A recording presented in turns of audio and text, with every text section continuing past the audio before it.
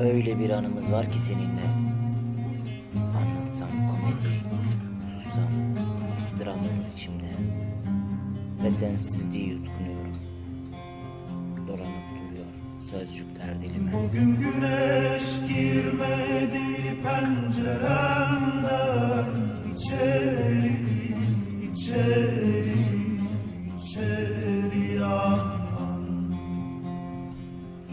O sürmene araklı pazar hopar. Arhabi, arhabi aman. O sürmene araklı pazar hopar. Arhabi, arhabi aman. Mavisi küskün düşmüş şehirlere. Gözleri, gözleri, gözleri aman.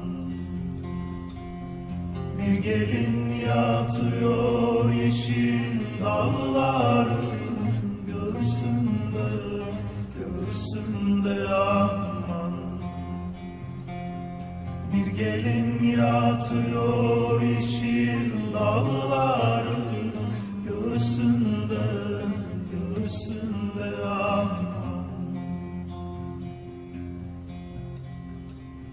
Yıllar geçmiş kopmamış memleketten. Vay gelin, vay gelin, vay gelin aman. Çaya fındığa bakmış güzeller güzel. Öpüleydim, öpülesiydim. Çaya fındığa bakmış güzeller.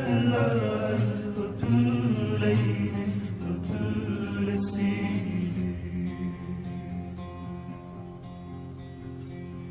Karşılıksız veren yürek vurulmuş, yorulmuş, darılmış, kırılmış aman.